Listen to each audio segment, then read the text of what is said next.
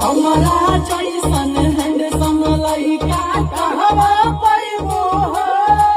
अपन पापा के दामाद करे जा कहिया बनैबो अरे लियो हमारा जैसन हैंडसम लइका कहवा पैबो हो अपन पापा के दामाद करे जा कहिया बनैबो अरे दे